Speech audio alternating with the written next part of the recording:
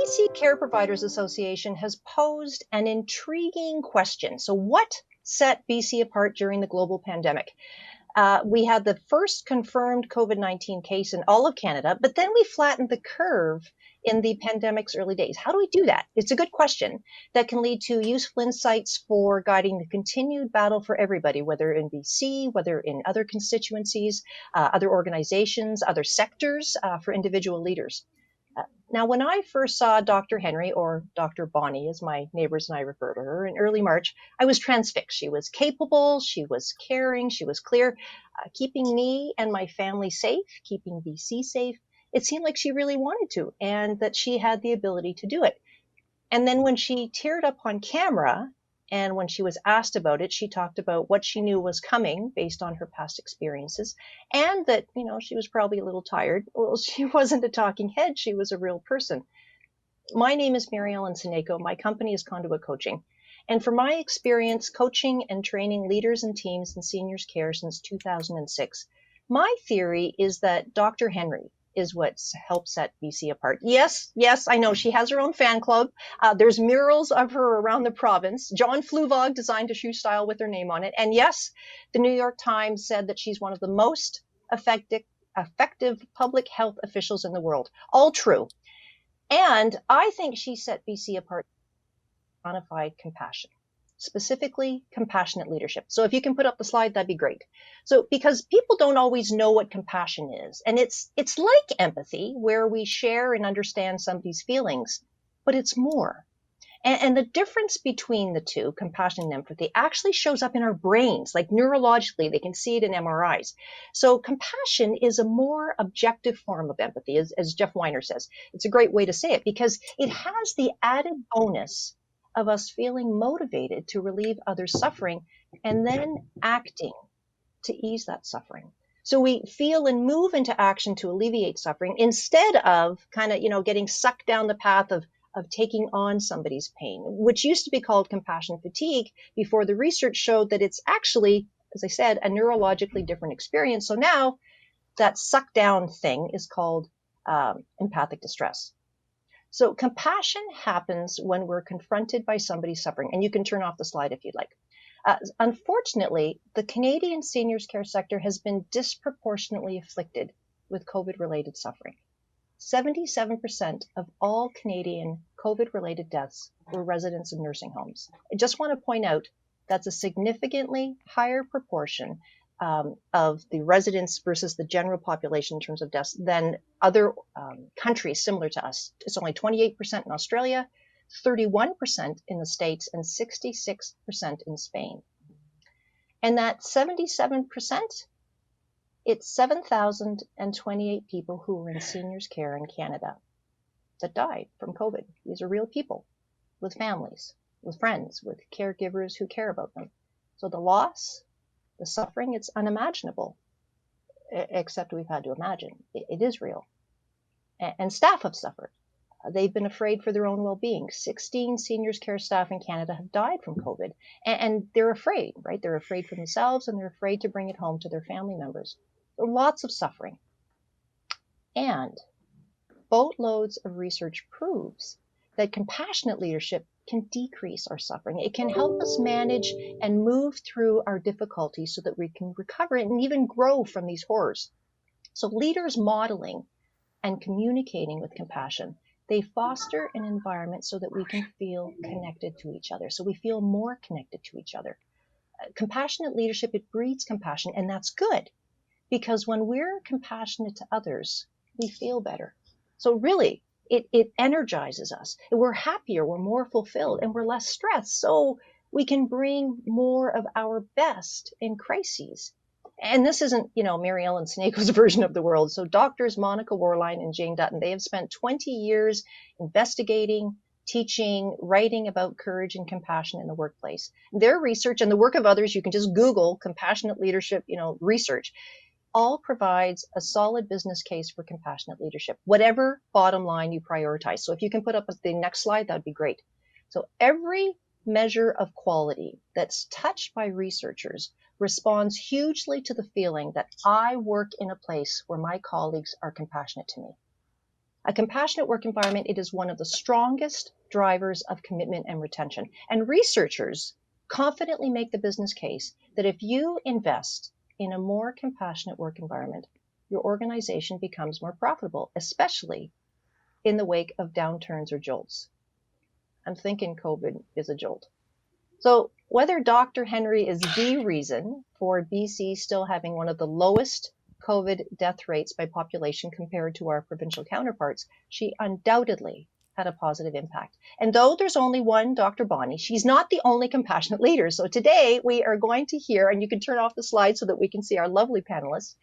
We're going to hear what compassionate looks like and sounds like from two inspiring leaders who have led through that suffering to bring the best of themselves and those they lead and support. So Deborah Hopman, CEO of, did I say that right, Deborah? Hopman? Right. Yes? All right. Excellent. So yes. She's CEO of Langley Lodge, which is the nursing home with 26 COVID-related deaths, the single highest pandemic death toll of any long-term care home in British Columbia. And we also have Joanne Tate with us, the Executive Director, Regional Long-Term Care, Assisted Living and Supported Housing at Vancouver Coastal Health, which is the health authority with the first COVID outbreak and resident death in Canada at Lynn Valley Care Centre. And we're especially lucky having you both because though you share the COVID and long-term care experience, you have different perspectives because of your roles. So Langley Lodge isn't even in Joanne's health authority. So they're going to be sharing what worked, what didn't, their lessons learned. Now, situations like COVID require leaders to make sense of and to respond to ever-changing contexts. We can't be prescriptive with, us saying, oh, this is going to work. No, we can't say this, do this, and you're golden. Things change too much. What we can notice are the principles behind what worked. And that's what we're going to be looking at today, because really, our hope from today's conversation is that each of you, participating in this session, watching it, you're going to leave with 1, 2, maybe 3 insights or actions that you can take going forward into your own world, whatever your role, whatever your sector, now and in future difficulties. I'm going to invite you throughout our time together to note down whatever resonates so that at the end of our time, you can shortlist, right, to 1, 2, as I said, 3 ideas that you can make your own. Because as awful as COVID is, picking up the learnings now will not only support us as the second wave comes through, it's going to build our resilience for COVID and beyond. All right, so here we go. So Deborah, thank you so much for taking the time. I know that you are also in the midst of accreditation and all sorts of other things that are going on. So you've had a heck of a time. So after being in outbreak for 68 days, Langley Lodge has been outbreak-free since July 3rd. Is that right? That's right. Yay! Yes. Hooray, right? So I know from our conversations and with others that I spoke to about Langley Lodge's experiences, that if somebody had told you 6 months ago that Langley Lodge would have experienced so much loss, you wouldn't have believed them. I'm thinking that that's the case. Yes, you're absolutely correct. And I'm, first of all, delighted to be here and to share, some of our experiences and especially around compassionate leadership and how that really supported our team to get through this 68 days of pure hell. So, yeah, did you want me to go on with maybe some of the things that we were thinking before we were hit with this? Yeah. So how you if you were prepared at all? Back in March, we really hit the ground running. We got organized, and we prepared a COVID action plan. We set a goal. We're keeping this virus out of Langley Lodge. That was our vision, and that was what we were on board with our teams, and they were on board with that. And we were pretty confident we will be able to manage this. We've experienced outbreaks like most long-term care homes in flu season, and we've managed them very well, very effectively with the protocols that have been historically in place, and the ones that our staff are very well versed in. No, we had no idea of the potential magnitude of what was ahead in our wildest dreams. We were even proactive in asking staff if they would be coming to work during a COVID outbreak. We were sensing that there was fear levels that were running high in our organization and our community. And we approached staff in a very non-judgmental way because we kind of wanted to get, a finger on the pulse of, what is it going to look like if that does happen? Are people going to stay, or are we going to see some losses of staff? Just for planning. So we kept it confidential, gave them a confidential way to respond to that question. And we were able to, make some planning decisions around the information. And it honestly, it didn't look too bad. There were some people that admitted they wouldn't come for family reasons, maternity reasons, those types of things, which all seemed very reasonable. We also have a one-team culture here, and it's a historic home, and we have a team of people that are quite tenured, and they work very well together. And even with contracted staff, we have a philosophy of working together as one team and honoring every role in the organization as valued and necessary, and a common goal of making the best day possible for our residents. And as leaders, my leadership team, we adopted a servant leadership philosophy quite some years ago. And the concept of that, I think, has really helped us as a leadership team to guide ourselves through this as leaders in the organization. What difference do you think it made, that kind of that one team, the servant leadership, that style, and also that kind of that being part of your culture? So the one team, it's, we have two major contractors here and us, and our staff are sort of 30-30-30.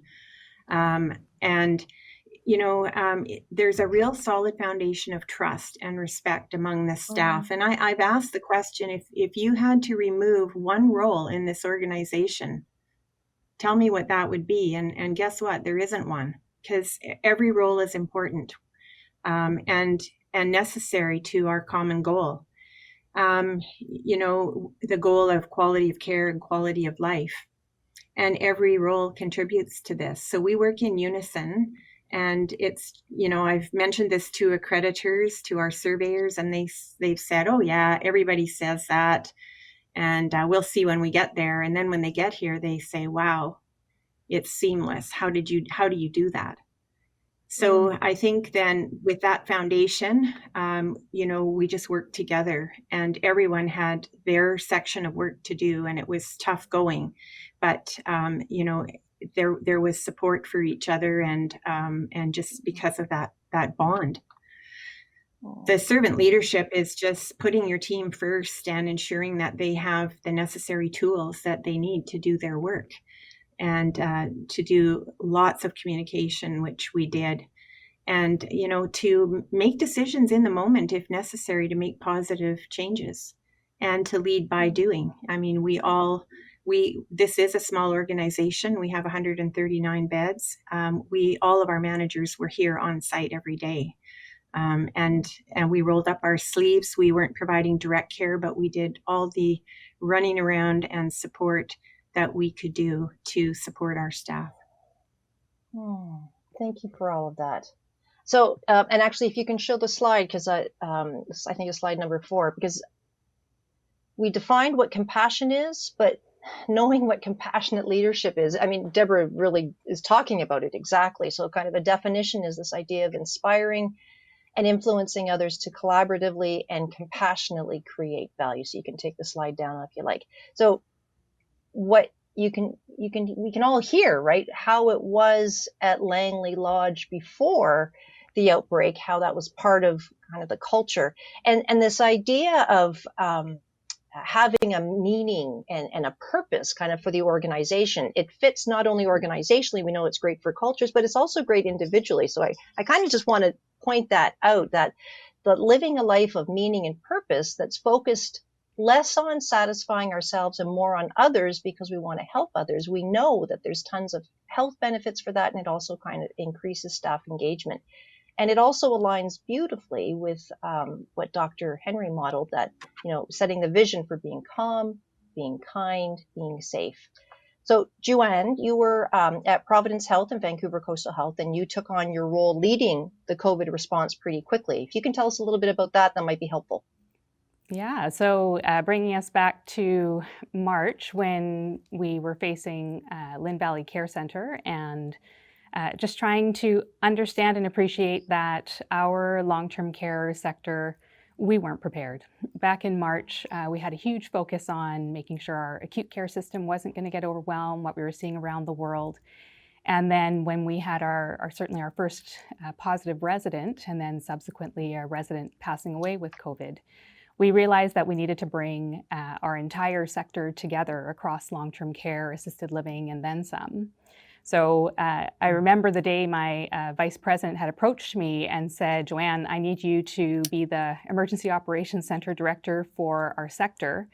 And it was like she gifted me a puzzle that was black, that had no borders. And I had to somehow figure out, with a lot of support and a lot of help, incredible leaders that I worked with through this journey, how we were going to get through this together.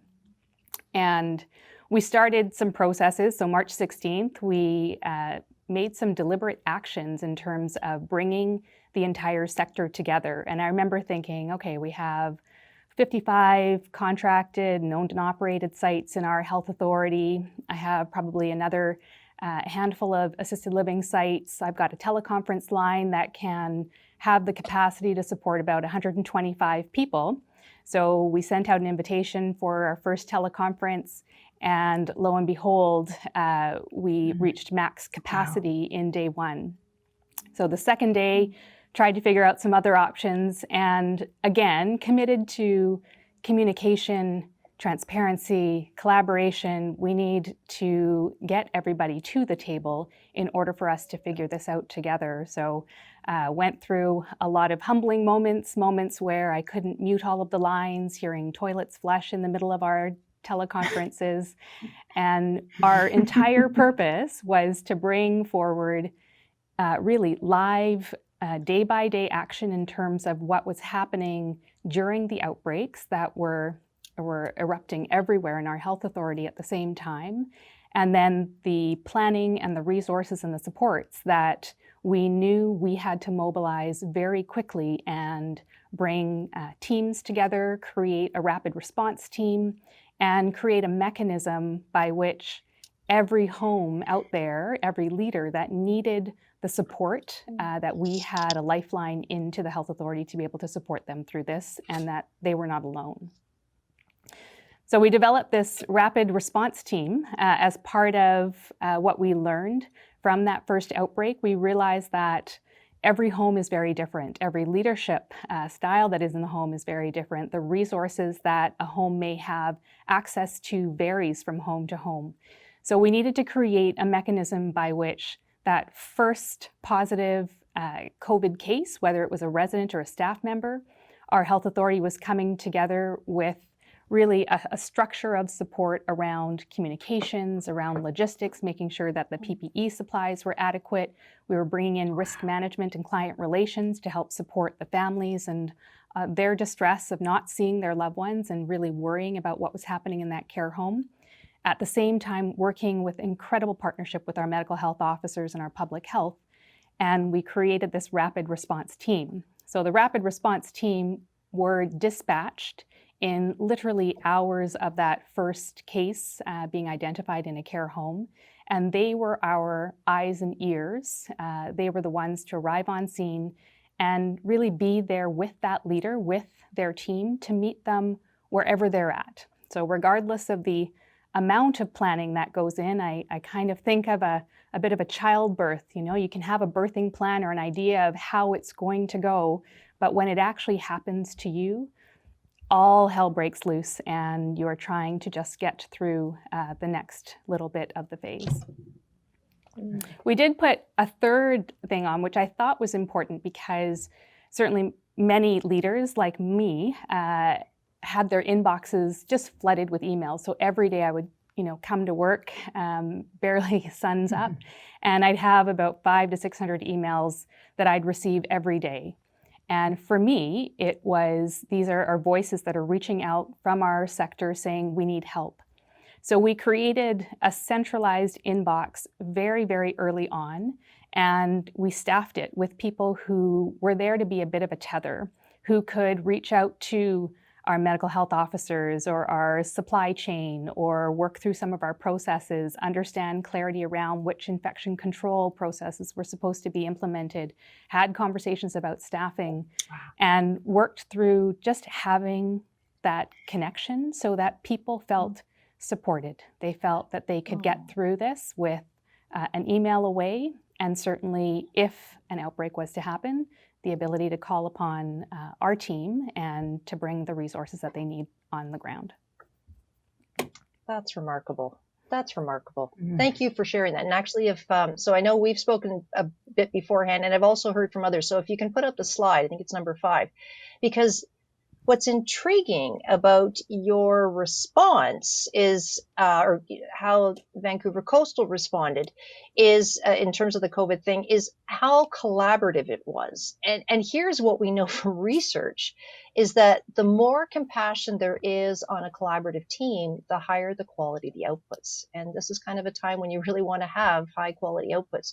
And what I heard is that the rapid response team wasn't just empathetic, that they were also able to deliver. They kind of went into action, which again, I want to highlight that difference between empathy and compassion. So compassion includes empathy, but there is that added action piece. And another bit that I want people to kind of clue in, and we kind of hear it, right?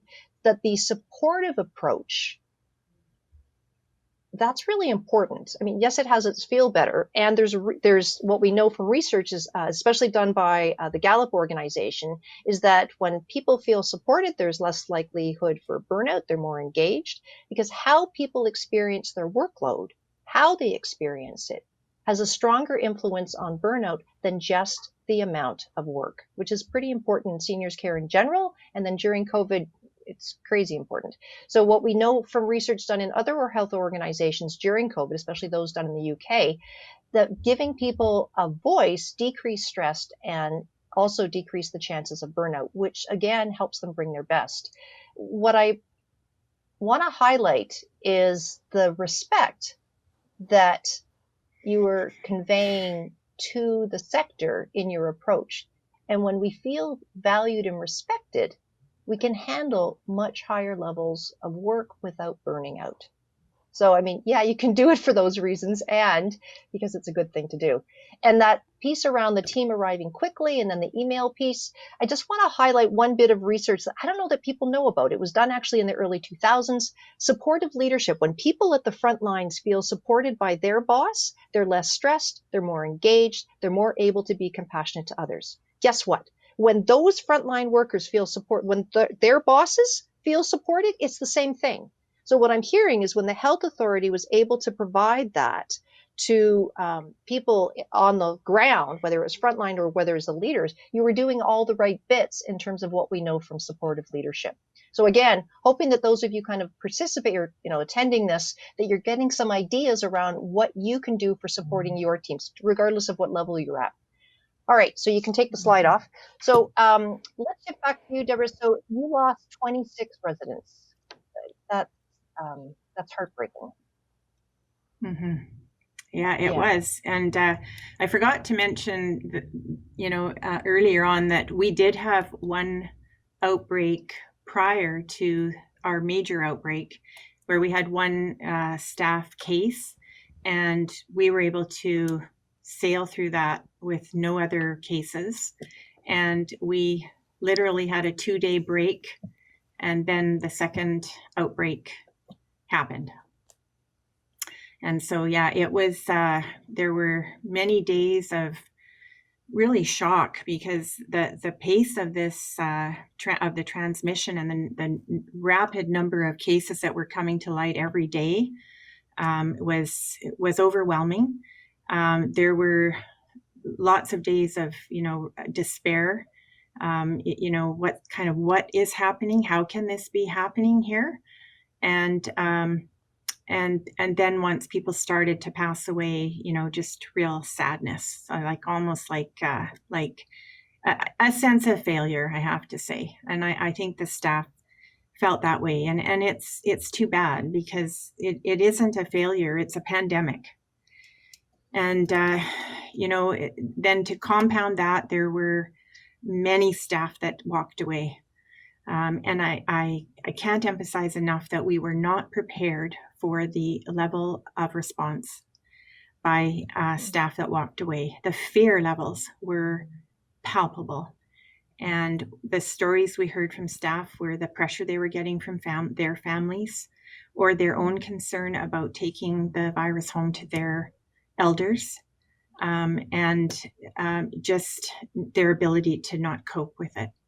And so that was another sort of a, unintended event, unanticipated event that happened.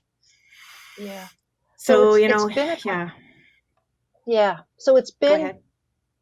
well, it's been a couple of months. So, and this was, so it's been a couple of months. So I'm imagining that there's some space that you have between you and that. I'm kind of curious, what's your sense of what helped you all get through it?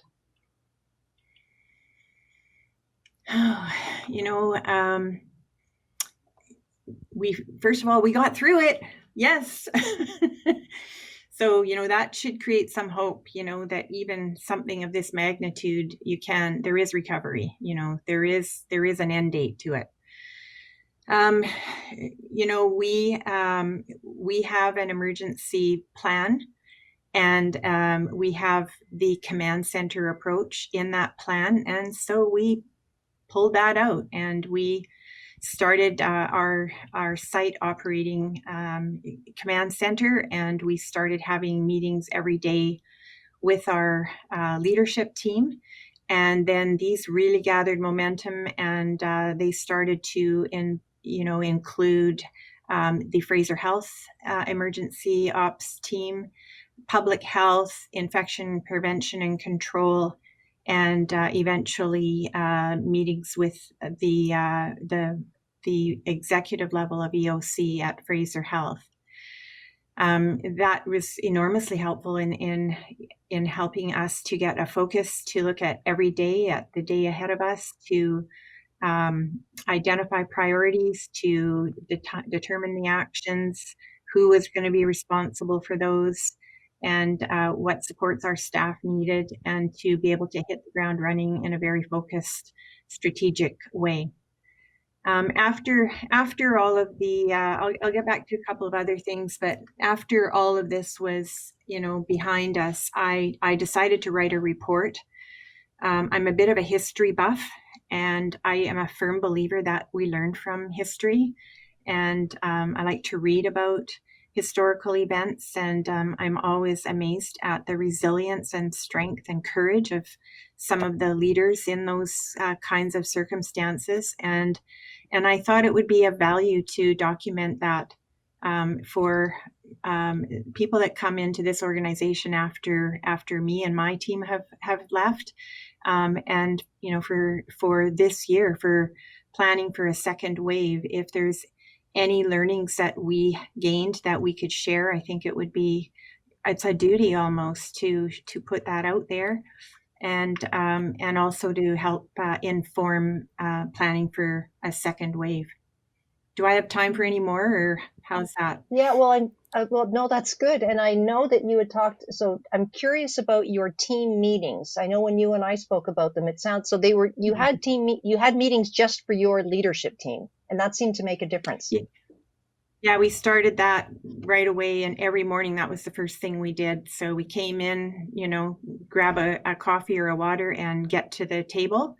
And we had whiteboards, and, we had, we had kind of an agenda, and that became a standard agenda. And it was just going through every day. How many staff have we got? How many symptomatic residents? symptomatic staff, how many swabs are we doing today, what supplies do we need, like we went through that kind of a process every morning. So this is really in the trenches kind of work that I'm describing, but that's what our experience was here as a single site. And it gave us a chance to also to problem solve. It also, I think, helped us focus on just the day at hand, because we were so overwhelmed, and to think about the whole thing was too much. And so really by just taking one day at a time, because it took everything we had to get through every day. And really you could manage a day, it was a long day, but that was effective, really effective. Nice. And so I want to kind of, so actually if you can put up the slide, I think it's number 6. So I know, so it didn't come out so much in what you're talking about now. And I know from our conversations before that those meetings were, yes, about the technical, the clinical pieces, and it was also an opportunity for your team to connect. And they were able to connect because they had that kind of servant leadership, that one team approach. And so I want to highlight for everybody here that that's really all about psychological safety, which we know from scads of research. When people feel they can be themselves, when they can reveal what's really happening for them, they can feel accepted, they can joke around. They have that. And being able to get that information, have the communication to get the feedback of what's working, what's not working, we really need to be able to tolerate failure during things like COVID, because things that work one day may not work the next. So having that built into your team is kind of crucial. And the sense of humor is also a key piece in terms of being able to joke around about things. There's one other piece, and so that was a pretty key part. So I'm wondering for you, Joanne, so with cases starting to increase, so you can turn off the slide. So cases starting to increase in Vancouver Coastal with the second wave. So it seems like it's even more important, right, to take the learnings from the past few months. So what have you noticed has been useful for you, for your team, and for the providers that you support? Yeah, it's great. And I absolutely echo what Deborah's saying in terms of we're on this constant quality improvement cycle, right? And I know the other day someone asked me, can you just please send me the final draft of the checklist of what to do in the first 24 to 48 hours? And I just said, I don't think it's ever going to be final. We are in this constant state of improvement. Every single outbreak teaches us, again, what else we maybe hadn't considered, or a nuance or something else that is new to the equation that we're learning, that we're wanting to integrate and prepare people for. But our communication, I think, has been the key that has helped us get through this. And I cannot underestimate just the importance of those daily calls that we had with the sector. And I remember when they climbed up to about 300 people, it was a very vivid reminder that there are people out there that are so desperate to be connected. I don't know who they are, but I certainly underestimated the people that were craving for information and guidance and support, and to hear and feel that they're part of a community and that they're not alone. So in our daily meetings, there were 2 things that we did in terms of having a moment to breathe. And I know for myself, I would come into the meetings, having taken action on several things in the morning, come from a regional emergency operations meeting into this one, where we are constantly, enacting and making decisions and mobilizing resources and putting all of the processes in place behind the scenes so that we can have this united response for the homes. I needed to breathe because I was coming into the meetings and needed to ground myself and be present to the moment, be present and aware of what I was doing. So as absurd as it sounds, I would take the first 5 minutes of the meeting and walk the entire 300 plus people through an exercise of deep breathing and grounding ourselves. And following that, I would use a reflection, again, put on by Vancouver Coastal Health's Employee Engagement Department. That was a resilient leadership reflection for every single day, and would tie in my personal stories. Certainly ones that, stand out for me was the realization that we had been sprinting, literally sprinting for 2 months straight. And when we realized that this was a race that was turning more into a marathon, that we couldn't see the end of it, that we needed to start to take better care of ourselves and better care of our teams in order for us to be the support that they needed us to be for a very long time. So it's things like that it's interesting, because the feedback that I had received after the deep breathing was either met with, I don't have time for this. Can you please start this 5 minutes before the meeting starts so we can get to business right away? Or it was met as we moved on, and I didn't take it away. I kept it in those meetings. And it was a bit of a turning point for me when one of the leaders, who I highly respect and value, had said to me, I expected to be supported, and work through this crisis and, pull on everything I knew in my leadership toolkit to be the leader for my team. But what I didn't realize is that you were going to help me be an even more resilient leader through this process. And that was a very humbling experience to realize that it wasn't just a daily call of facts and information. It wasn't just a community of support. This was a very deliberate conversation we had every day in order to bring all of our leaders together. And we leaned on each other in many different ways throughout this, and moved from the original command and control of what a good emergency crisis requires to a more collaborative approach, as we certainly saw the numbers of our outbreaks start to decrease over the months. Wow.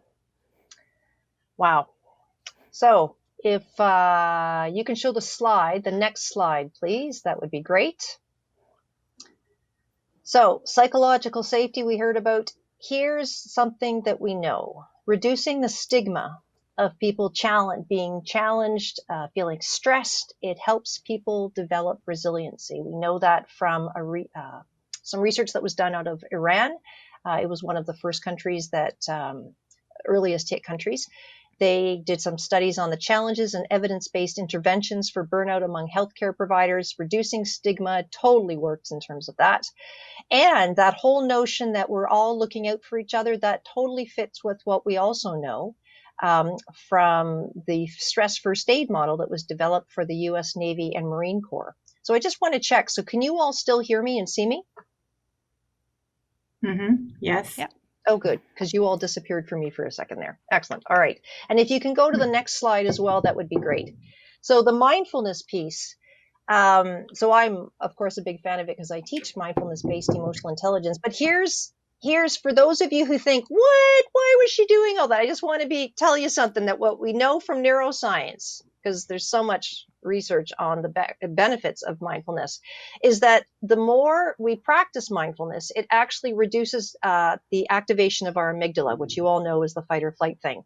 So the more mindful we are, and the more we actually do sits like that, even just for 5 minutes of breathing or 3 breaths, it helps us better regulate our emotions so that we are less stressed about what's coming, and we're more quickly able to recover from difficulty. Good in general seems pretty vital to lead during COVID. What I also appreciate about what you're talking about, Joanne, is that your level of influence, because of your role, you were sending a message that it's okay to take care of yourself. Actually, that it's the first priority. Because taking care of the people working in seniors care, everybody says, oh, you need to be resilient. It's a shared responsibility between the individual and the organization. So incorporating that mindful moment, you were really kind of giving a message.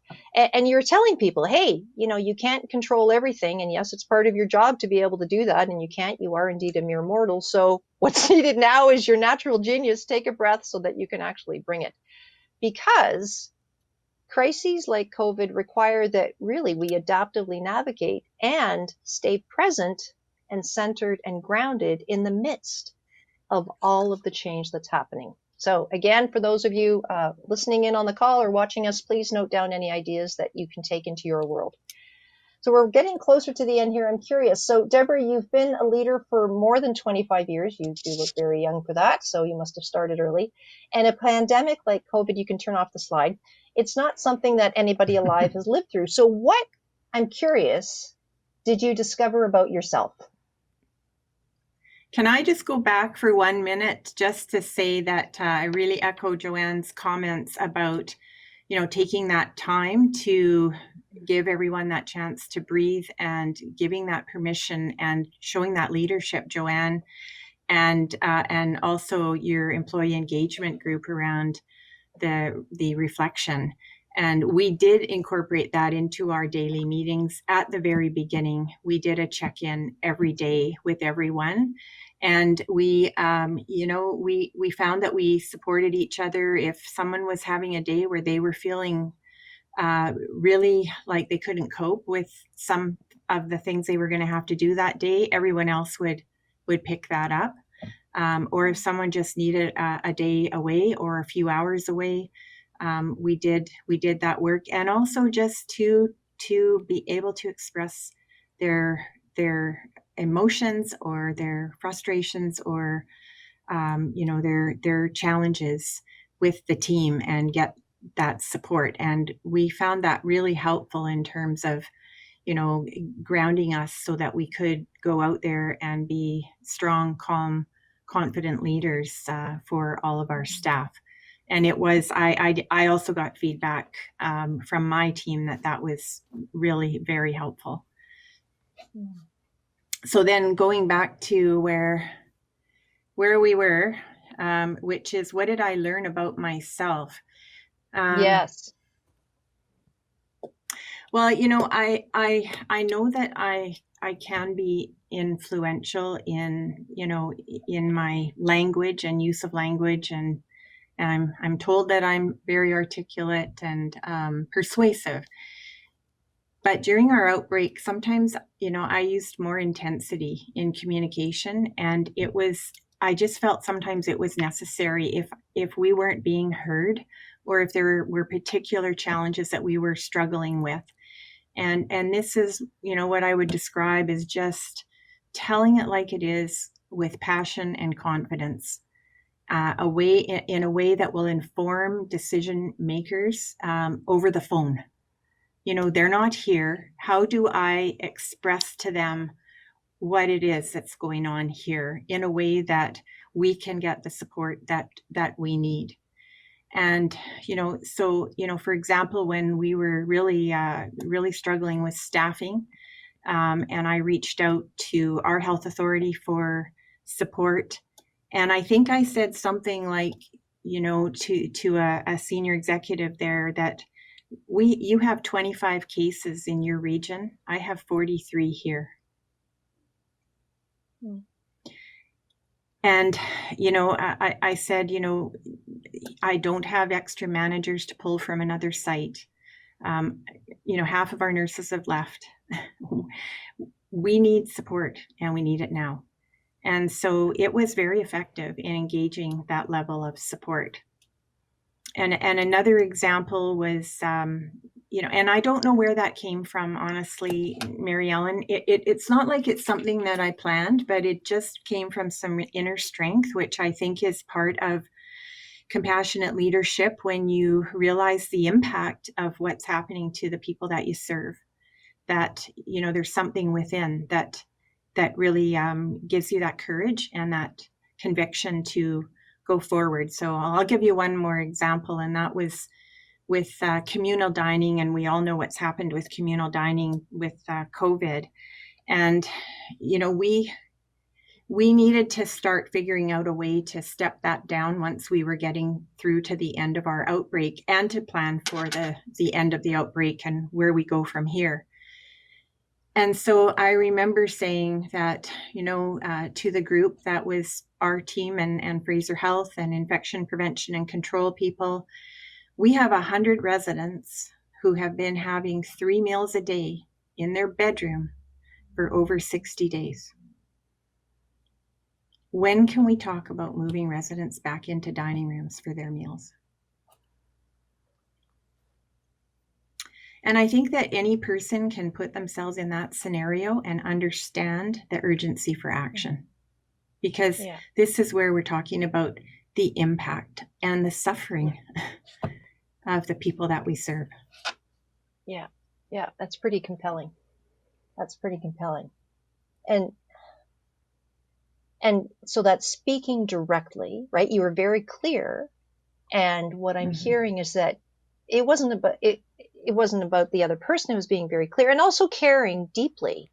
And that's actually a key part of being a compassionate leader. I want to be clear that compassion isn't all about, oh, it's so soft and so sweet. I mean, yes, there's the soft, and then there's the compassion of the firefighter, running into a burning building. It's courage, it's strength. So if you can put up the next slide, because what I'm hearing you say, Deborah, is a form of compassionate communication called radical candor. So this comes from Kim Scott. She works at Apple and Google and blah, blah. But here's the thing. If you look at that nice little orange spot, and this is actually what I teach people and leaders and teams in seniors care, because it's so powerful, right? So it's where you challenge directly and where you care personally about the person so that they can hear you. And that's where growth and profound change can happen. Because otherwise, we care, but we can't be so clear. So then it's the ruinous empathy, or we don't care so much, and then people don't hear us so much. So that was a pretty profound example. So you can turn off the slide now. That would be great. So Joanne, Vancouver Coastal was the first health organization in Canada to implement the single site order. So knowing that, of course, that it was the staff bringing COVID into the homes and spread. And I'm curious, I guess, about that, but also about, I know that there have been shifts and kind of changes and more clarity around that decision. Yes, I think back to March, and if anybody had said prior to this that you were going to be supporting a sector where staff were only going to be working at one site, knowing our workforce, knowing that our staff have to pick up multiple shifts just to put food on the table, and understanding that back to not every long-term care home is the same in terms of wages and benefits and opportunities as well, I would have thought you were crazy in terms of mandating something like that. So when our health authority reflected on really the emergency response that was required to decrease transmission between long-term care homes and really put ourselves out there. It was our medical health officers and Dr. Althea Hayden who had put pen to paper and wrote those first orders that then became our provincial orders and then was shared nationally and became orders in other provinces across Canada. That was a huge undertaking. And so it's like any change process, but what I found, and where compassionate leadership comes in, is also the acknowledgement that we're not working in usual business times where approvals and collaboration and 2 years in the making for something like this is what it would have been required to get us to the point where we had staff only working in one site and not potentially or inadvertently transmitting and bringing COVID from one care home to the next. So it was very interesting to be part of a bureaucracy that was completely collapsed, that we had rapid cycling of what needed to happen. And in that, there were lots of mistakes that were made. There were lots of interventions that we were trying. We were trying to figure out how do we keep sites whole when our casual pools were obliterated and we had some extra staff in one home but not enough in another. How do we work through this? And there were a few moments where I do think that in a crisis, people turn to the experts for a bit, and then eventually over time, as everyone gets their cadence and rhythm, the experts turn to the people in the community to try and figure this out. And it's in those high trust relationships that I certainly found in our health authority, where the long-term care administrators, leaders, directors of care, they're incredible. And we had such a high trusting relationship that when there was a new idea or an approach that we needed to take, I shared it on the daily call and it landed like a lead balloon. They had the ability to call me up or call a Zoom call and say, what were you thinking? And let's just take a pause. Let's stop implementing what we're doing at the moment. Let's just regroup, think this through, and then reapproach it even a few hours later. And I really valued just the kindness, the respect, the amount of transparency and the collaboration that they exuded to every single day to their teams, but also in helping guide our sector, because it truly was a collaborative relationship. And we were working through being incredibly, empathic to each other's situation, trying to have that common vision.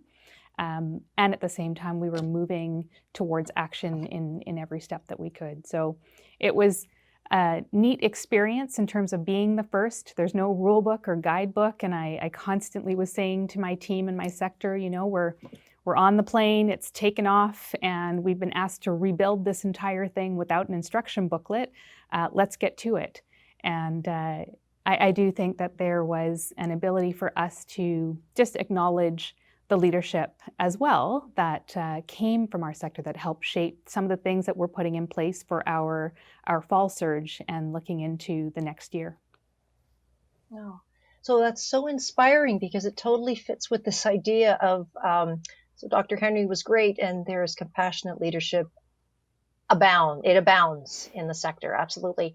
And it also really fits with this definition of compassion. So the reason I keep bringing up the research stuff is that here, COVID requires that things change. And if we know the principles behind what works, then we can actually pull out, okay, that's the principle. How am I going to apply it here? So if you can put up the slide. So this is a great definition of compassion from Joan Halifax. She's a nursing scholar. She's a pioneer of bringing compassion specifically into healthcare, right? So compassion is defined as that capacity to be attentive to others' experience, to wish the best for them, and to sense what will truly serve.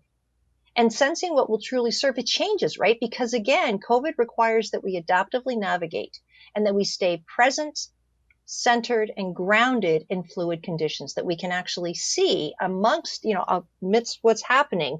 Oh, this is how we need to be now. All right, so if you can go to the next slide, there's three main bits of compassionate leadership that we've heard about. We can think of Dr. Henry and what we heard today, examples abound from Joanne and Deborah. So there's the piece around, so we have the mindfulness, the encouraging compassion between people, and bringing compassion into the system. So let's wrap this up if we can go to the next slide, please. So mindfulness is, again, being mindful about the suffering, right? For suffering to be met with compassion, it needs to be noticed, it needs to be seen. And if we're on autopilot, we're not going to see it. So it includes that awareness of your own experience, that self-awareness, that self-management, so I don't get sucked into the empathic distress, so I don't get mad at others, and that self-compassion, and that awareness of other suffering. And we heard lots of examples, the mindful moment at the beginning that Joanne did, the space and the opportunity to vent that Deborah talked about, that normalizing stress, reducing stigma of difficulty, which we know is going to reduce burnout and also increase engagement. Well, not engagement, but people able to participate. And that awareness of purpose, knowing what's important so that we can find a sense of meaning in the adversity, because that is what's going to pull us through, and that's what's going to help us grow. So compassionate leaders are able to encourage that. And then the next slide, if you can. So encouraging compassion between people. So it's about being mindful, and then it's about supporting people to be compassionate with each other, that empathy, that awareness of other people's suffering without taking it on. And I don't mean ignoring it. That's the whole point. So I can care and have the empathy, and I can support you in taking action. That building that psychological safety, building the trust. And we heard lots of tools for that. That communication piece around what's working, what's not working, so I can talk about it. That radical candor. Dr. Henry's mandate is a wonderful example of compassionate communication. So be calm, be kind, be safe, looking out for each other. That, the humor piece. So we didn't hear so much about that, but that joking around that can happen in the midst of adversity. Here's the thing, positivity is the sum of hundreds of small things. So being able to bring that in, it can make a big difference. And then if we can go to the next slide, about bringing compassion into the system. So there's lots of ways to do it around leadership and treating people like adults with respect. Dr. Henry's modeled that brilliantly in terms of not imposing fines and all those things until quite late in the game. She treats us like people, collaborating with us. And you can hear that. We've heard that with examples today. Reducing, and all reduces the likelihood of burnout, and having that be the organization's focus, them being committed to it too. And knowing that it's not a one-size-fits-all, shifting your leadership style as needed. Yes, command and control is essential here, and at other times it's not. And we heard lots of tools of it, the rapid response team, right? Getting there quickly, their supportive approach that we're partnering with them, connecting to purpose we heard about, reading what leadership is needed in this moment, that communication piece, the treating people as adults, all of those things. So we've had a lovely time together. And here's my request for all of you kind of listening in, watching us. You can just pause for a moment and notice what would be useful for you to take away from our conversation, from what you've heard, because we want this time to be useful for the sake of those 7,028 residents who have died from COVID, so that we can learn, so we know what's going to support us moving forward. So I'll just give you a moment or two, and then hopefully we can convince Joanne, you can turn off the slide, to just lead us into a final mindful moment, because I know, so the three of us all have our lives here as this is being recorded, and then the conference folks, right, they're going to be going on to the next session. So wouldn't it be great to just be able to hit pause and regroup and to benefit from all of what Joanne's learned has probably been very effective on those sector calls.